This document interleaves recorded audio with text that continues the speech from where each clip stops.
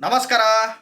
ದೇವರು ಈ ರಾಶಿ ನಕ್ಷತ್ರದವರಿಗೆ ಇವ್ರಿಗೆ ಗೊತ್ತಿಲ್ಲದ ಹಾಗೆ ಸಹಾಯ ಮಾಡ್ತಾ ಇರ್ತಾನೆ.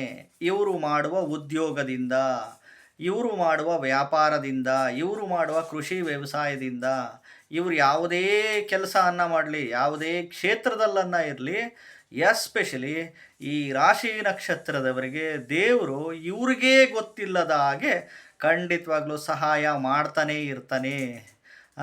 ವಿಡಿಯೋನ ಪೂರ್ತಿ ನೋಡಿ, ಎಲ್ಲೂ ಸ್ಕಿಪ್ ಮಾಡೋಕ್ಕೆ ಹೋಗ್ಬೇಡಿ. ಮೊದಲು ಹೊಸದಾಗಿ ವಿಡಿಯೋನ ನೋಡ್ತಾ ಇದ್ದವರು, ಮೊದಲನೇ ಬಾರಿ ವಿಡಿಯೋನ ನೋಡ್ತಾ ಇದ್ದವರು ಚಾನಲ್ ಸಬ್ಸ್ಕ್ರೈಬ್ ಮಾಡ್ಕೊಳ್ಳಿ. ವಿಡಿಯೋ ಇಷ್ಟ ಆದರೆ ಲೈಕ್ ಮಾಡಿ. ಅದಕ್ಕೆ ನಾವು ಹೇಳ್ತಿರ್ತೀವಿ, ನೀವು ಜ್ಯೋತಿಷಿಗಳು ಕಲ್ತ್ಕೊಂಡ್ಬಿಟ್ರೆ ನಿಮಗೆ ನೀವೇ ಜ್ಯೋತಿಷಿಗಳಾಗ್ಬಿಡ್ತೀರ, ನಿಮಗೆ ನೀವೇ ದೇವ್ರಾಗ್ಬಿಡ್ತೀರ. ಆವಾಗ ಕಂಡು ಜ್ಯೋತಿಷಿಗಳಿಗೆ ಫೋನ್ ಮಾಡೋ ಅಂಥ ಅವಶ್ಯಕತೆನೇ ಇರಲ್ಲ, ಕಂಡು ಜ್ಯೋತಿಷಿಗಳ ಹತ್ರ ಹೋಗೋ ಅಂಥ ಅವಶ್ಯಕತೆನೇ ಇರಲ್ಲ. ನಿಮಗೆ ನೀವೇ ಜ್ಯೋತಿಷಿಗಳಾಗ್ರಿ. ನಿಮ್ಮ ಗಂಡಂದು, ನಿಮ್ಮ ಹೆಂಡ್ತಿದು, ನಿಮ್ಮ ಮಕ್ಕಳದು, ನಿಮ್ಮ ಅಪ್ಪ ಅಮ್ಮಂದು ಎಲ್ಲರದು ನೋಡಿಕೊಂಡು ಸುಖವಾಗಿ ಬಾಳಿದರೆ ಆಯ್ತಪ್ಪ ಅಲ್ವಾ. ನೋಡಿ, ಎಸ್ಪೆಷಲಿ ಈಗ ನಿಮ್ಮದು ಯಾವುದೇ ರಾಶಿ ನಕ್ಷತ್ರನ ಆಗಿರಲಿ, ಯಾವುದೇ ಲಗ್ನ ತಿಥಿ ಯೋಗ ಕರ್ಣ ಪಾದದಲ್ಲನ್ನ ಇರಲಿ, ನಿಮಗೆ ಯಾವುದೇ ಗ್ರಹದ ದಶಾಭುಕ್ತಿ ಅಂತರ್ಭುಕ್ತಿ ನಡೀತಿರಲಿ, ಅದರಲ್ಲಿ ದಶಾಭುಕ್ತಿಗಳಲ್ಲಿ ಎಸ್ಪೆಷಲಿ ಎರಡನೇ ಮನೆ ಕುಟುಂಬದ ಮನೆ, ಎರಡನೇ ಮನೆ ಧನಸ್ಥಾನ ಅಂತೀವಿ, ದುಡ್ಡಿನ ಮನೆ, ಸೇವಿಂಗ್ ಬ್ಯಾಂಕ್ ಅಕೌಂಟಿನ ಮನೆ ಎರಡನೇ ಮನೆ ಅಂತೀವಿ, ಆರನೇ ಮನೆ ವೃತ್ತಿ ಸ್ಥಾನ ಅಂತೀವಿ, ಏಳನೇ ಮನೆ ವ್ಯಾಪಾರ, ಒಂಬತ್ತನೇ ಮನೆ ಅದೃಷ್ಟದ ಮನೆ ಅಂತೀವಿ ಹಿರಿಯರಿಂದ, ಹತ್ತನೇ ಮನೆ ಕರ್ಮದ ಮನೆ ಉದ್ಯೋಗದ ಮನೆ ಅಂತೀವಿ, 11ನೇ ಮನೆ ಲಾಭಸ್ಥಾನ.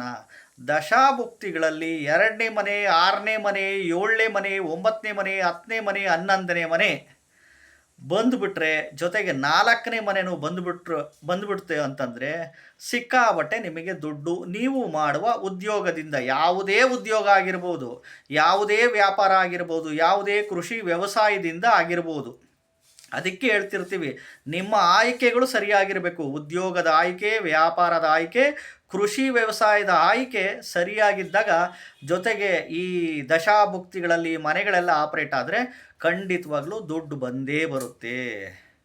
ಇನ್ನು ನಾವೆಲ್ಲ ಕಷ್ಟಪಟ್ಟು ಬೆವರು ಸುರಿಸಿ ಉದ್ಯೋಗ ವ್ಯಾಪಾರ ವ್ಯವಸಾಯ ಮಾಡಲೇಬೇಕು. ಜೊತೆಗೆ ಜಾತಕ ಇದು ಬೂಸ್ಟಪ್ ಮಾಡುತ್ತೆ. ಜ್ಯೋತಿಷ್ಯ ಅಂದರೆ ಇಲ್ಲೇನು ಮಿರಾಕಲ್ ಇಲ್ಲ. ಜ್ಯೋತಿಷ್ಯಗಳು ಯಾರೂ ಪವಾಡ ಮಾಡಲ್ಲ, ನಾವಾದರೂ ಅಷ್ಟೇ. ಯಾರೂ ದೇವರಲ್ಲ, ಯಾರೂ ಪವಾಡ ಮಾಡಲ್ಲ. ಇಲ್ಲಿ ಜ್ಯೋತಿಷ್ಯ ಅಂದರೆ ಹೇಳೋದಷ್ಟೇ. ಈ ದಶಾಭುಕ್ತಿಗಳು ಬಂದಾಗ ಹಿಂಗಿರುತ್ತೆ, ಈ ದಶಾಭುಕ್ತಿಗಳು ಬಂದಾಗ ಈ ರೀತಿ ಆಗುತ್ತೆ ಅಂತ. ಮತ್ತು ನಮಗೆ ಫೋನ್ ಮಾಡಿರ, ಈಗ ನಾನು ನಿಲ್ಲಿಸ್ಬಿಟ್ಟಿದ್ದೀನಿ, ಹೇಳ್ತಾ ಇಲ್ಲ, ಜ್ಯೋತಿಷ್ಯ ಹೇಳ್ತಾ ಇಲ್ಲ, ಫೋನ್ ಮಾಡೋಕ್ಕೆ ಹೋಗ್ಬಿಡಿ. ಫೋನ್ ನಂಬರು ಆಗ್ತಾ ಇಲ್ಲ, ಫೋನ್ ಮಾಡೋಕ್ಕೆ ಹೋಗ್ಬಿಡಿ. ವಿಡಿಯೋಗಳು ಜಸ್ಟ್ ಫಾಲೋ ಮಾಡಿ ಅಷ್ಟೇ. ಅದಕ್ಕೆ ಕಲ್ತ್ಕೊಂಬಿಡಿ. ನೀವೇ ಜ್ಯೋತಿಷ್ಯ ಕಲ್ತ್ಕೊಂಡ್ಬಿಟ್ರೆ ನಿಮಗೆ ನೀವೇ ಜ್ಯೋತಿಷ್ಯಗಳಾಗ್ತೀರಾ, ನಿಮಗೆ ನೀವೇ ದೇವರಾಗ್ತೀರಾ. ಅರ್ಥ ಮಾಡ್ಕೊಳ್ಳಿ. ಈ ಮನೆಗಳೆಲ್ಲ ಬಂತು ಅಂದರೆ ಭಗವಂತ ಖಂಡಿತವಾಗ್ಲೂ ಸಹಾಯ ಮಾಡೇ ಮಾಡ್ತಾನೆ. ಅದನ್ನೇ ಹೇಳ್ತಿರೋದು, ದೇವ್ರು ಎಲ್ಲಿದ್ದಾನಪ್ಪ ಅಂತಂದರೆ ನೀವು ಮಾಡೋ ಕೆಲಸದಲ್ಲಿ ದೇವ್ರು ನೋಡ್ರಿ ಅಂತೀನಿ. ಯಾವುದೇ ಕೆಲಸ ಆಗಿರ್ಬೋದು, ಯಾವುದೇ ವ್ಯಾಪಾರ ಬಿಸ್ನೆಸ್ ಕೃಷಿ ಆಗಿರ್ಬೋದು, ನೀವು ಮಾಡುವ ಕೆಲಸದಲ್ಲಿ ದೇವ್ರನ್ನ ಕಾಣ್ರಿ. ಕಷ್ಟಪಟ್ಟು ಬೆವರು ಸುರಿಸಿ ಉದ್ಯೋಗ ವ್ಯಾಪಾರ ವ್ಯವಸಾಯಗಳು ಮಾಡಿ. ಈ ಮನೆಗಳು ದಶಾಭುಕ್ತಿಗಳಲ್ಲಿ ಬಂದಾಗ ದುಡ್ಡಿನ ಮನೆಗಳು ಖಂಡಿತವಾಗ್ಲೂ ಒಳ್ಳೆ ದುಡ್ಡಂತೂ ಬಂದೇ ಬರುತ್ತೆ. ಇನ್ನು ಸಮಸ್ಯೆಗಳ ಮನೆ ಯಾವುದು ಅಂದರೆ 1ನೇ ಮನೆ, 3ನೇ ಮನೆ, 5ನೇ ಮನೆ, 8ನೇ ಮನೆ, 12ನೇ ಮನೆ, ಜೊತೆಗೆ 6 ಸೇರ್ಕೊಂತು ಅಂದಾಗ ಹಣಕಾಸಿನ ಸಮಸ್ಯೆ, ಸಾಲಬಾಧೆ, ಕೊಟ್ಟಿರೋ ಹಣ ವಾಪಸ್ ಬರಲ್ಲ, ನೀವಿಸ್ಕೊಂಡಿದ್ರೆ ವಾಪಸ್ ಕೊಡೋಕ್ಕಾಗಲ್ಲ, ಅನಾರೋಗ್ಯದ ಸಮಸ್ಯೆ ಬರೋದು, ಪದೇ ಪದೇ ಆಕ್ಸಿಡೆಂಟ್ಸುಗಳಾಗೋದು, ಬೆಡ್ ರಿಡನ್ ಆಗೋದು, ಗಂಡ ಹೆಂಡತಿ ನಡುವೆ ಜಗಳ ಕಲಹ ಮನಸ್ತಾಪ ಭಿನ್ನಾಭಿಪ್ರಾಯ, ಕೋರ್ಟು ಕಚೇರಿ ಪೊಲೀಸ್ ಸ್ಟೇಷನ್ ಡೈವರ್ಸ್ ವ್ಯಾಜ್ಯಗಳಾಗೋದು, ಇನ್ವೆಸ್ಟ್ಮೆಂಟ್ ಮಾಡಿ ಬಿಸ್ನೆಸ್ ಲಾಸ್ ಮಾಡ್ಕೊಳೋದು, ಕೆಲಸ ಅಂತ ಬಿಡೋ ಮನೆಗಳು, ಕೆಲಸ ಬಿಟ್ಟು ಇನ್ನೊಂದೇನೋ ಮಾಡೋಕ್ಕೆ ಹೋಗ್ತೀರಾ, ಈ ಕೆಲಸ ಬಿಟ್ಟು ಆ ಕೆಲಸ ಹುಡ್ಕಕ್ಕೆ ಹೋಗ್ತಿರ್ತೀರ, ಈ ರೀತಿ ಎಲ್ಲ ಸಮಸ್ಯೆ ಆಗುತ್ತೆ. ಇಷ್ಟೇ ಜ್ಯೋತಿಷ್ಯ ಅಂದರೆ, ಬೇರೆ ಇನ್ನೇನಿಲ್ಲ, ಮಿರಾಕಲ್ಸ್ ಏನಿಲ್ಲ. ಒಳ್ಳೆಯದು ಕೆಟ್ಟದು ಅಂತ ರಿಲೇಟೆಡ್ಸ್ ಇರುತ್ತೆ. ಅದಕ್ಕೆ ಕಲ್ತ್ಕೊಳ್ಳಿ. ನೀವು ಕಲ್ತ್ಕೊಂಡು ನಿಮ್ಮ ಕುಟುಂಬದ್ದೆಲ್ಲ ನೋಡ್ಕೊಳ್ಳಿ. ಮುಂದೆ ನಿಮಗೆ ಎಂಥ ಹುಡುಗ ಸಿಗ್ತಾನೆ, ಎಂಥ ಹುಡುಗಿ ಸಿಗ್ತಾಳೆ ಮದುವೆ ಆಗಲಿಕ್ಕೆ, ಮುಂದೆ ನನಗೆ ಜಾಬ್ ಸಿಗ್ತತೋ ಇಲ್ಲೋ, ಬಿಸ್ನೆಸ್ ಮಾಡಿದರೆ ನಾನು ಒಳ್ಳೆಯದಾಗುತ್ತೋ ಇಲ್ಲೋ, ನಿಮಗೆ ನೀವೇ ನೋಡ್ಕೊಂಡು ಜ್ಯೋತಿಷಿಗಳಾಗ್ರಿ. ಜ್ಯೋತಿಷ್ಯ ಅಂದರೆ ಹೇಳೋದಷ್ಟೇ ಇಲ್ಲಿ. ಅರ್ಥ ಮಾಡ್ಕೊಳ್ಳಿ. ದೇವರು ಯಾವ ರೀತಿ ಸಹಾಯ ಮಾಡ್ತಾನೆ ಅಂದರೆ, ದಶಾಭುಕ್ತಿಗಳಲ್ಲಿ ಬಂದಾಗ ನೀವು ಮಾಡುವ ಕರ್ಮದಿಂದ ನೀವೇನು ಎಫರ್ಟ್ ಹಾಕ್ತೀರಾ ಆ ಎಫರ್ಟಿಗೆ ತಕ್ಕಂತೆ ಭಗವಂತ ಫಲ ಕೊಟ್ಟೇ ಕೊಡ್ತಾನೆ.